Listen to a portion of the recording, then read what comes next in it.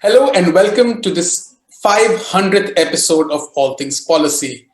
It's really stunning to imagine that this has been 100 weeks already that we've been recording this. We record these episodes every day, and we've been doing that for such a long period of time. And we thought that we'd take this opportunity on this special episode to sort of engage with our listeners and sort of come a bit out from behind the scenes so you can see the people who are actually managing, producing this podcast. What we thought for this episode that we would do is that we tell you a little bit about how we began this journey to reach to 500 and hopefully go forward to 1,000 and many more. But also talk to you a little bit about the challenges and the adaptability that we had to sort of undergo to sort of make these podcasts viable, particularly once COVID hit. So we thought we'd take you a little bit behind the scenes, and we'd also thought we'd focus instead of a specific issue, which is what we usually do. We'd rather talk to you about a bunch of different policy issues and ideas that Takshashila sort of talks about on a daily basis, and our views on things like changing nature of technology policy, Indian foreign policy, changing geopolitics, and also Indian economic policy, all of which again are core research areas for Takshashila and also areas on which we've got strong views, which are reflected, I hope, as you've heard throughout these 500 episodes. So with that, let me welcome my colleagues Aditya, Ramanathan and Anirudh, Kanisetti. You've heard them many times, but let's just have a formal introduction with both of them. Let me just say that Aditya is essentially has been overseeing all things policies, production, and arranging with all the different participants and guests who come on the show and the different hosts. So he deals with all of our brickbats and some bouquets at times, but mostly the brickbats. And Anirudh obviously has been supporting Aditya in that entire function to make sure that all of this runs very smoothly. So guys, say hi, and then we'll get on to things. What's up? Hey there. Okay, so see, understated as we all are. But okay, let's sort of begin talking about Aditya, how this began. Because if I remember sort of vaguely, right, when this idea sort of came about, we were sitting in a meeting in the office and we were talking about doing more podcasts. We had the Pragati podcast at that point of time, which continues. But we were thinking about doing something on a daily basis. And I remember the first thought that was there was that let's do this, but also really on a daily basis, where do we have the time? How do we manage this? And who's going to be listening to this on a daily basis? So how did we sort of power through from that initial hesitation? It's a mystery to me also. I joined in the very end of January 2019. And at that time, I was not one of those people who listen to podcasts. I had barely ever listened to a podcast in my life. My background as such as it was mostly in video journalism, kind of like you, Manoj. And so I had to get used to this whole idea of podcasts. And in fact, the very first time I was involved in a Takshashila podcast, my mouth wouldn't open. So it took me a while to just get used to the idea. But I think we used to have a little outlet next to the office where we would get liquid courage every now and then. For everyone who was a little hesitant about early All Things Policy episodes, I still remember. Yeah, one thing I want to say is that we are a very unlikely bunch in many ways to start a podcast like this. So it's just happenstance, luck, and I think just persevering. If we have to get credit for anything, it's basically that, just keeping at it. It started off as something ad hoc, as something called Conversations at Takshashila, and it's only later at a meeting that, in fact, Anirudh gave the idea that we should call it All Things Policy. This was something that we also actually called a Quora group. Quora is a social media platform. So we just thought that we just stick with that name. That Quora group, as far as I know, is long gone. But All Things Policy is just grown from strength to strength. And frankly, when we started, we had no expectation that it would go so far. I think what stood out for us was simply that we did it on a daily basis. And maybe we had that orientation in our heads. Certainly speaking for myself, coming from journalism, we had that idea that, the idea of getting out something every day was perfectly normal. The other thing was, I think that All Things Policy has seen a few key we've seen a few key steps or iterations in the evolution of this podcast. The first is when it became branded as All Things Policy.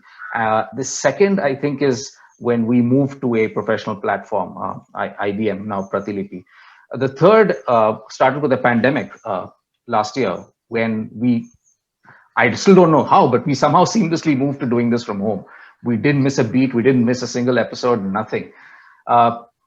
So I think those are some of the key things. The other thing that has happened internally is that this has truly become a team effort. So, while Manoj, you've been very kind, giving all the credit to Anirudh and me, the truth is that right now it is spread throughout the organization. People are acting as producers on specific days, and doing that task of coming up with ideas, knocking heads together and making it happen. We have an awesome editor in Prasanna. So, this has really become a team effort, and it's something that really the whole organization does. If I'm abducted by aliens tomorrow, All Things Policy will continue. No, let's not forget that Manoj is also one of All Things Policy's most frequent hosts, like since the very beginning. And like, though, as you said, Aditya, like as journalists, you guys had this idea that you should put out something every day. It was a massive shock to like most of us in Takshashila, because we were used to kind of like laid back deadlines which depend on like when we managed to get something done. So just shifting to this mindset that somebody is going to be in the podcast room every day, and that we should be quiet when somebody's in the podcast room, was a bit of an innovation. But I agree, it did become like something of a rhythm almost for people in the office. You'd get your cup of coffee, you'd just sit and like chit chat for 20 minutes, because the soundproof room, we can have conversations that we can't have in some other rooms. And then we just like figure out what we want to talk about. We used to have these really zany conversations about like all and sundry. I still remember the earliest episode creators that we used to make were using PowerPoint. We used to just put in an image into PowerPoint and use that as the episode creative. And we were on SoundCloud for the longest time. And there was so much back and forth on edits. There were a few memorable occasions where a few unfiltered words got into the episode title or into the episode itself, and was uploaded. But we learned so much, and there were so many people who contributed to All Things Policy when it was still conversations at Takshashila, and who aren't necessarily with us anymore.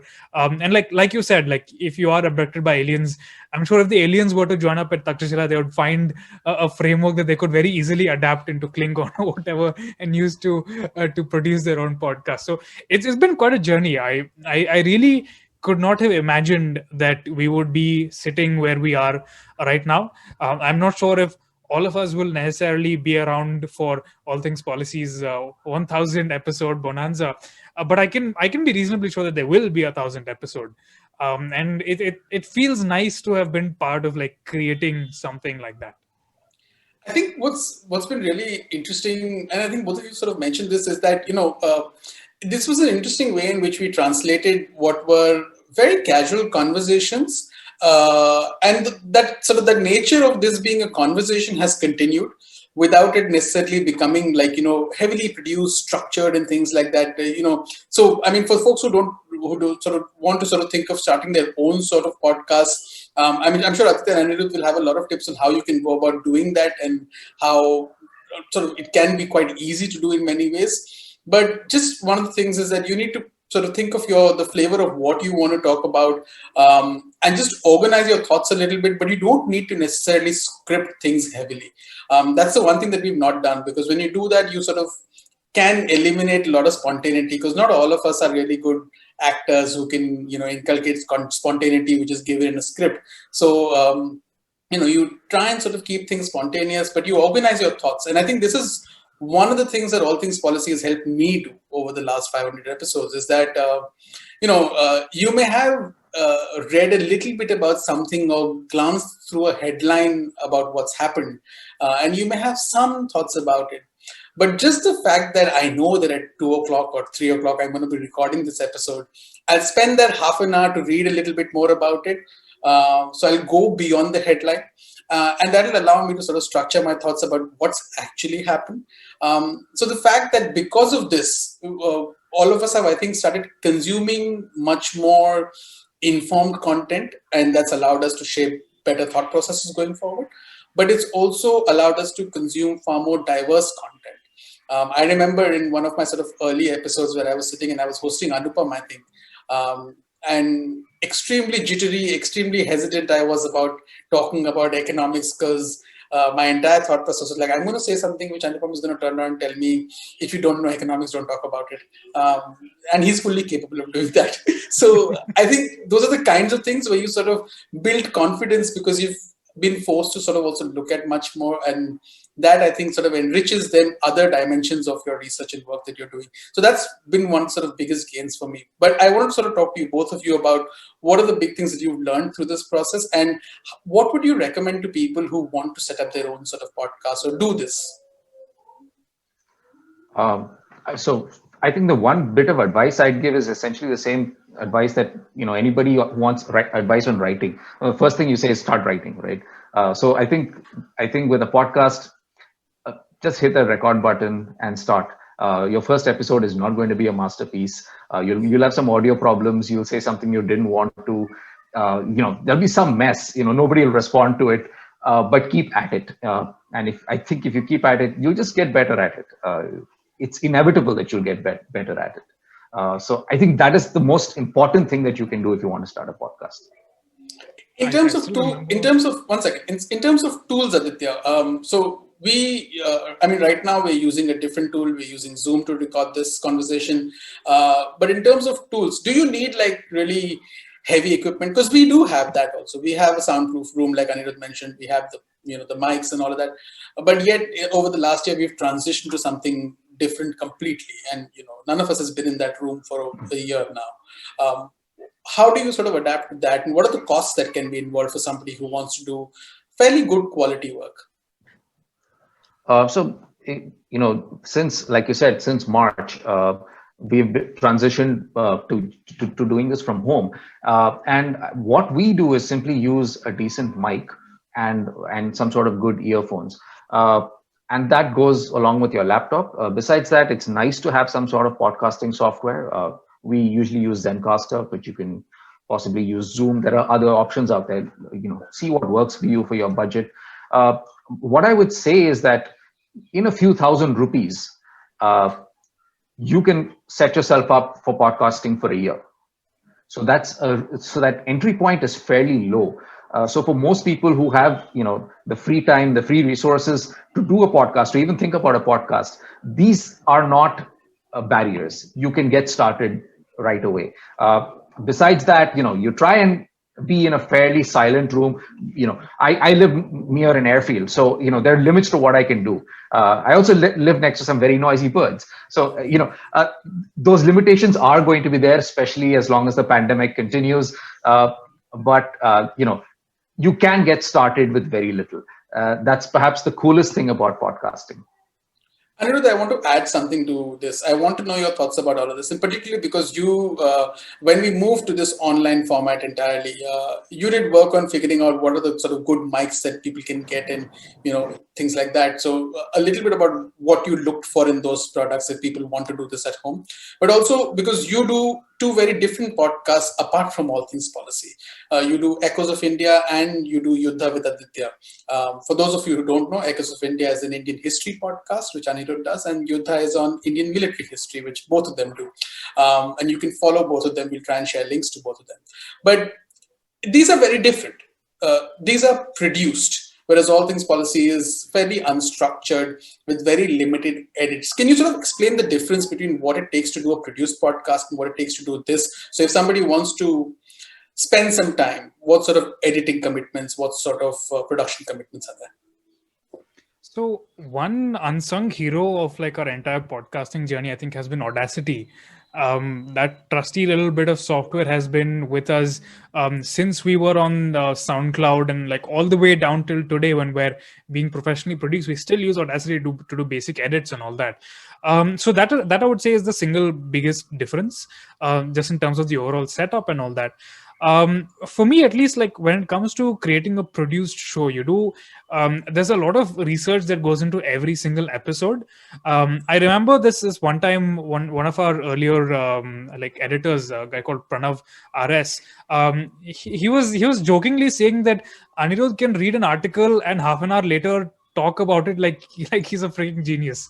And for a second there I was like, am I an imposter? And then Aditya said, this is why he would be a great consultant. And that really stuck with me, because that's not the kind of skill set that I use for my other podcasts. When it comes to Echoes of India and Yuddha, for example, I'm usually reading stuff like a week in advance. I'm taking elaborate notes. I'm building like a rough script and taking screenshots of notes, and it's very organized. So I have a very, very clear sense of what I want to say, like well before I record the podcast.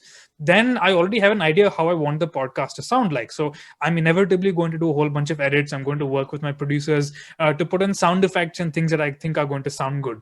When it comes to All Things Policy, it's far less structured, right? So, like I said, there's a little bit of reading and a little bit of thinking. We always brainstorm a little bit before every episode about like broadly what we're going to talk about. But there's a lot of room for improvisation and things just going off the rails and going into tangents that we happen to find interesting, which is another big difference between a produced show and a show like All Things Policy. But I think there's one thing that both of those have in common, which is perseverance. You cannot make a podcast unless you are willing to persevere and push through it all. Because frankly, All Things Policy is not an easy show to produce. Given that all of us have a bajillion different deadlines, we're all working on a bajillion different things. Finding the time to actually sit together and record and like figuring out the discipline, not only as individuals, but also organizationally to do something like All Things Policy wasn't easy. And the same applies to the other shows that I worked on, especially Yuddha with Aditya. That's something that both of us were doing while working full-time and are also like hosting All Things Policy episodes. And we would have to take time out of our weekends, and it would be like really difficult sometimes. So I remember once remarking to Aditya that like, even though we'd prepared all this time for a Yuddha episode and we'd already spent like a few hours recording one episode, apparently it was mating season outside his house and all the birds had decided to serenade us with a symphony, and we simply could not record because the birds were just going on and on. But we had to stick with it. We postponed it to later in the day. We used to record like early in the morning, and we got it done because once you break the schedule, once you break that discipline for yourself, it's rather difficult to get it back. So for anybody who's thinking of starting their own podcast, figure out a schedule and absolutely stick with it. No matter how difficult it is, you need to build the habit within yourself so that listeners will get into the habit of listening to you. All right, so we've gotten a sense of the tools that we've used, we've gotten a sense of the time and the effort that it takes, and we've also gotten a bit about the sort of planning that one needs to do. I think I want to make one more point that, while we've spoken about how All Things Policy episodes can be very unstructured and they involve very little editing out of comments and content apart from sort of obvious bloopers, I think the other thing to note, and I think that it's a point that's fair to make, and I think you'll hear more of this as this episode goes on, is that a lot of what we are talking about is contextualizing developments through the lens of different frameworks through which we view policy events. And the objective of All Things Policy was also, as the name says, to look at policy and to bring sort of a academic rigor along with some sort of journalistic finesse into those conversations. And I think you'll hear more about this as this episode goes along, because we're going to be talking to 3 special guests who've been regulars on All Things Policy. And each of them will talk about their sort of expertise and their domains of interest in which they research. And I hope that you've also gotten a sense of the frameworks that we work on as Sakshashila through these conversations. And I think you'll get a flavor of them going forward through this episode in these 3 different conversations. So guys, thank you so much for this, Aditya and Anirudh. And let's keep doing the hard work that we're doing. I hope that even if you're not here for the 1000th episode, I'm hoping that we can sort of get back and catch up for the 1000th episode. In the meantime, we continue building on the next 100, at least for the time being. That'll be a pleasure. Looking forward to it. So if you enjoyed that clip, check out the entire episode on the IVM Podcast app, website, or wherever you get your podcast from.